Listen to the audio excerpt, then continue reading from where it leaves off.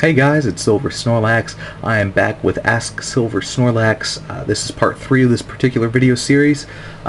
More good questions to answer. Again, like I've mentioned in the previous parts, if you have more questions, feel free to throw them in the comments below, or if you want me to expand on anything, that's also part of what you can do. I'm going to go ahead and get right back into the questions that I was answering. One thing I'm going to point out right now, there was a question asked in the last video. It was, what is your job and how can you afford the expensive hobby of collecting Pokemon cards? I did answer the first part of that question pretty well, what I did for a living. I'm a lower tier manager at a company called Giant Eagle, a grocery store chain. But I really didn't go over too much about how I can afford Pokemon cards. Because I get asked this question a lot, and I know it's a very common question on the internet. How do you afford this?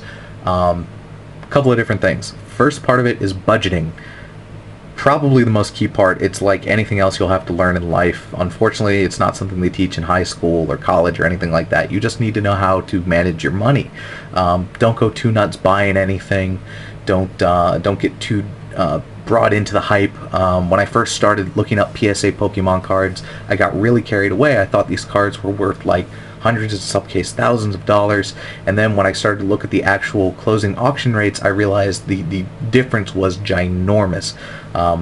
There are cards up on eBay that have been up for years for thousands of dollars, and then when you look at what they sell, then what they actually sell for, it's maybe $1,000 or maybe only a couple $100s. So those buy it now prices are incredibly deceiving. I never follow those. That is not the actual worth of the card. That is what somebody is asking for. If I were to hold up a common card and ask for $10 for it, is it worth $10? No, not really. It's worth what somebody is willing to pay. If I can find somebody willing to pay $10, cool, good for me, but that doesn't mean other common cards of the same variety are going to sell for that much. There's a big difference there. You have to be very careful about the whole PSA market stuff. But the big thing about affording Pokemon cards is budgeting, like I mentioned. Another part of it is I'm fortunate to have very successful parents. They've let me live at home for the past couple of years as I kind of get my feet under me. I'm going to be moving out fairly soon. I've mentioned that. Moving in with my girlfriend and likely a roommate who I had in college.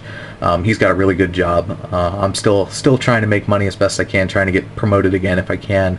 Probably won't happen within the next couple year or two, but down the road it's looking very likely. I have a lot of upper tier management that really likes me, so that's a good thing. But we're going to see how that progresses. But the way I'm able to afford budgeting, been able to avoid certain key bills like rent, having parents that are nice enough to put a roof over my head, certainly feed me on occasion. That's the other part of it. So there's a lot that goes into my ability to be able to afford Pokemon cards. Some of this is going to change in the near future. Like I mentioned before, I will be moving at some point in time. I will have more bills to pay. You'll probably see a drop in the channel a little bit in terms of how much I buy. There's always going to be stuff on this channel, but there may be a little bit less of it. I've debated opening up the channel to things like donations and stuff, but I really don't like the idea of that. I don't feel comfortable asking my users for anything other than their viewership and maybe some feedback on occasion. I think that's fine.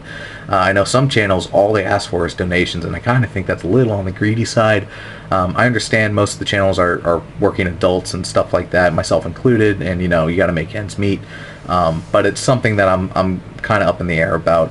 You guys are more than welcome to comment on that. Should I ask for donations? I don't believe I do, but it's I don't know. Maybe you guys can play a part in that. We'll see. Got to buy that base set 10 first edition Charizard at some point, and I could buy it right now today if I wanted to, but then I'd be broke. So that's kind of where I'm at. But that's part of question number 9: how I'm able to afford. A couple of different factors: budgeting, putting money aside, successful parents, me living at home. But those are all things that just kind of worked out in my favor. So that's kind of how things have been for me. So let's move into new questions. I have question number 11, something that was asked of me, and a really good question. When are you going to do a follow-up for the video Introduction to BGS Pokemon Graded Cards? Good question. You caught me on this one. I've kind of, well, not forgotten, but I have neglected this particular video. I put it up, I forget how long ago, months ago, going over what a BGS card looks like, what it is, BGS itself. It's a different third-party grading service other than PSA.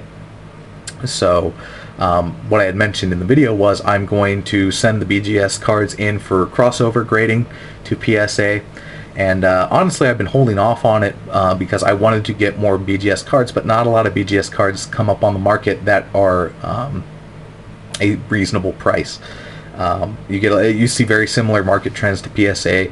Buy it nows for hundreds of dollars when the cards sell at auction for, you know, 30, 40, 50. That's not unusual. So that's kind of what I've been dealing with.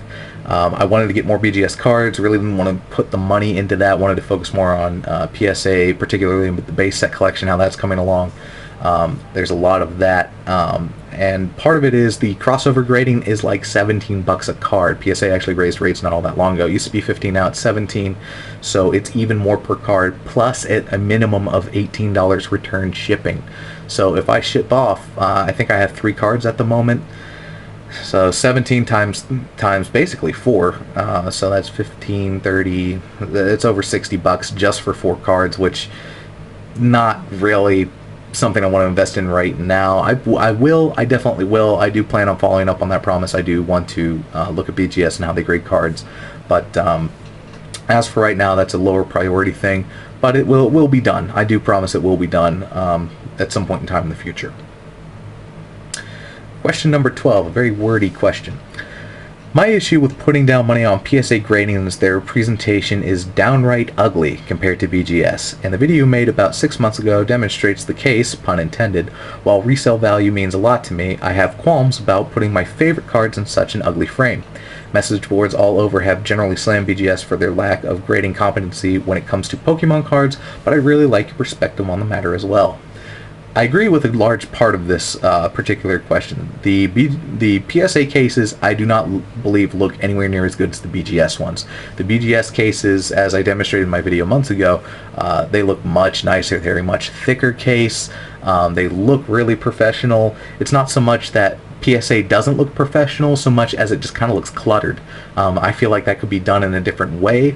My guess is the way that's done is more or less for cost efficiency. I mean, it's very cheap to just put a small printed label in a case. Also, the amount of plastic used, there's less there. And if I'm not mistaken, a lot of oil goes into plastic production as well, so I'm sure that's also part of it. And as you guys know, gas isn't cheap, so I'm guessing that's part of it. But to answer this question, yeah, the BGS cases look a heck of a lot better, but for resale value, PSA is the way to go 100 times over. While you may not like how they look, if you're out for flipping and reselling, it's dumb not to go with PSA. You can put a bunch of BGS cards up at auction, guarantee you do not get the same money you get with PSA. The price difference is that gigantic. Additionally, PSA, I like their customer service. I think is top notch. I've emailed them many times. They've always been good to me. You know, one time they were really late coming back on an order. I emailed about it. They sent me a voucher for 30 bucks off my next one.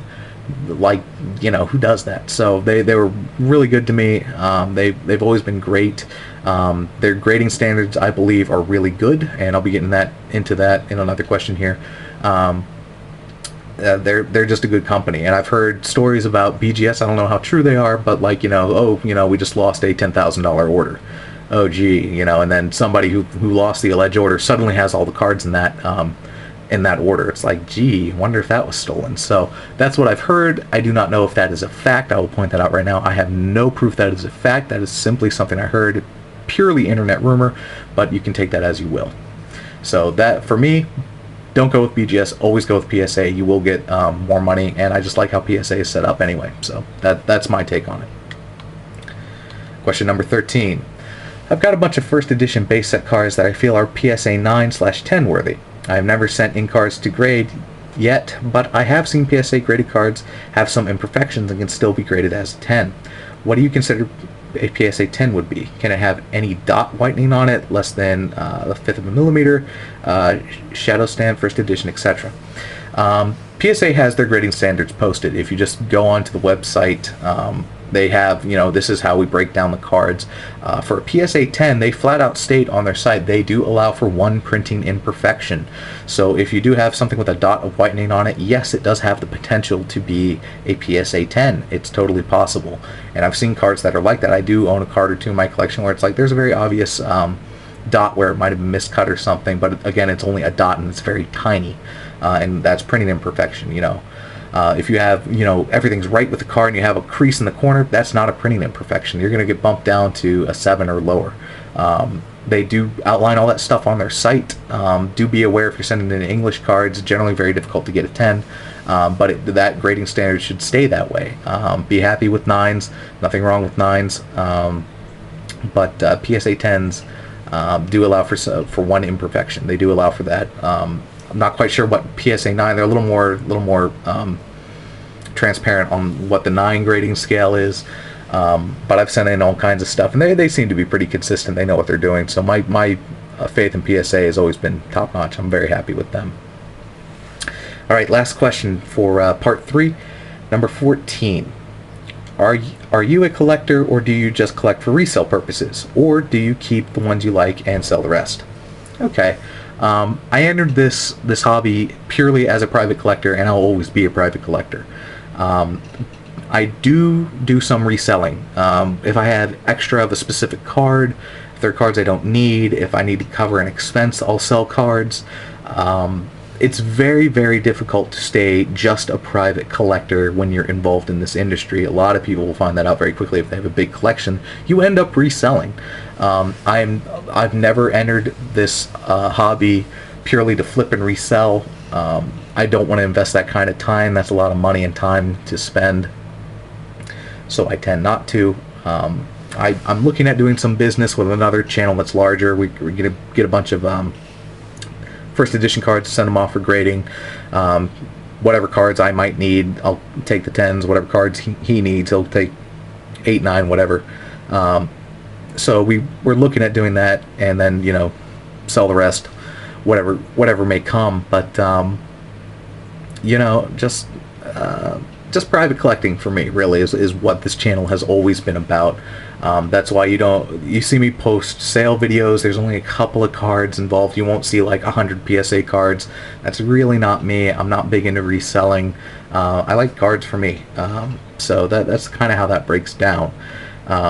But the more I get involved with this particular hobby, I do see myself selling more cards in the future, and that's purely because of volume and how much I have. Yeah, I'm not into reselling so much as I am just collecting and enjoying that part of it. I just like to collect. I collected as a kid. Never looked to make a profit. I'm not looking to make a profit now. You know, a little spare change on the side certainly helps, especially when I have an expense come up, because I'm one of the poorest PokeTubers you see on the internet these days. But you know, I just kind of roll with it as best I can, without leaning on anybody else, or at least avoiding leaning on anybody else as best I can. So that's it for me for part 3. Like I've stated in previous videos, if you have more questions, absolutely feel free to comment below. If you want me to expand on something, comment below.